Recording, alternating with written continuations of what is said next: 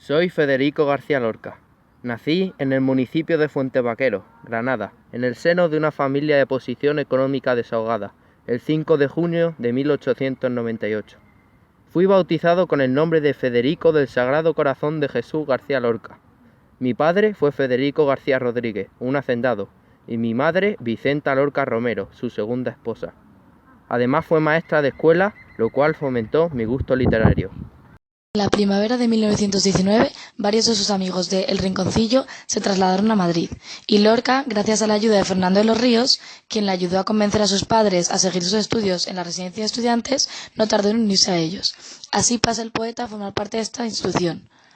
La residencia de estudiantes era en aquella época un hervidero intelectual, que acogió a las figuras de la talla de Albert Einstein, John Maynard Keynes o Madame Curie, lo que influirá enormemente en la formación intelectual de Lorca. De esta forma, entre los años 1919 y 1926, se relacionó con muchos de los escritores intelectuales más importantes de España. Entre 1929 y 1921, Lorca publicó libro de poemas. Bienvenido, Federico. Compuso sus primeras suites, estrenó El maleficio de la mariposa y desarrolló otras piezas teatrales. También, durante esta etapa, gracias otra vez a la ayuda de Fernando de los Ríos, tuvo ocasión de conocer a Juan Ramón Jiménez, que influirá en su visión de la poesía y con quien llegaría a tener mucha amistad. A esta residencia acuden numerosos escritores, como Jorge Guillén, Rafael Alberti y Pedro Salinas. También podemos encontrar otros intelectuales como Luis Buñuel y Salvador Dalí. Es un placer estar aquí con vosotros. Se puede decir que la etapa de 1924 a 1927 fue el momento en el que el escritor llegó a su madurez como poeta. Sin embargo, también es en esta etapa cuando Federico vive, según sus palabras, Es una de las crisis más hondas de mi vida. a pesar de que sus obras, canciones y Primer romancero gitano, publicadas en 1927 y 1928 respectivamente, están gozando de un gran éxito crítico y popular. Esta crisis fue provocada por varios acontecimientos en su vida. Por un lado, con el éxito de Romancero gitano, comenzó a verse en Lorca como costumbrista, defensor de los gitanos ligado al folclore andaluz.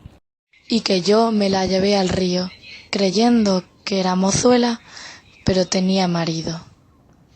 Fue la noche de Santiago y casi por compromiso se apagaron los faroles y se encendieron los grillos.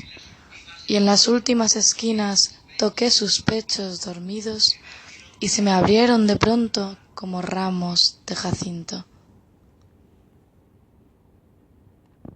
A pesar de esto, Lorca siguió trabajando y comenzando nuevos proyectos, como la revista Gallo, de la que solo se publicaron 2 números, o la obra Amor de Don Perlimpín con Belisa en su jardín, la cual intentó estrenar en 1929, pero fue prohibida por la censura de la dictadura de Primo de Rivera.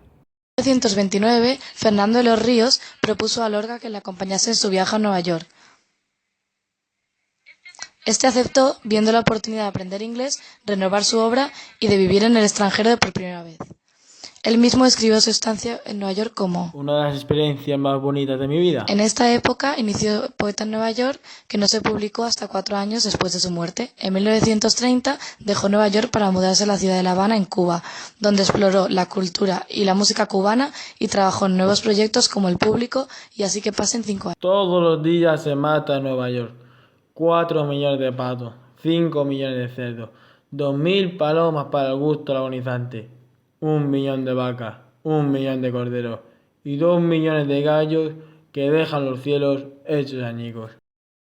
Con la instalación de la Segunda República en 1931, comenzó una nueva etapa en la vida de Lorca. El escritor codirigió con Eduardo Duarte La Barraca, un grupo de teatro universitario que representó obras teatrales del Siglo de Oro, como Calderón de la Barca, Lope de Vega y Miguel de Cervantes, por distintas ciudades y pueblos de España. Sin embargo, es también en este momento cuando en España se empieza a vivir una época de violencia e intolerancia. La situación política era insostenible, estaba a punto de comenzar la Guerra Civil Española. En Granada buscó refugio en casa de la familia de su amigo, el poeta Luis Rosales, donde se sentía más seguro, ya que 2 de sus hermanos, en los que confiaba, eran destacados falangistas. A pesar de ello, el 16 de agosto de 1936 se presentó allí la Guardia Civil para detenerlo. A continuación, fue trasladado a una cárcel del gobierno.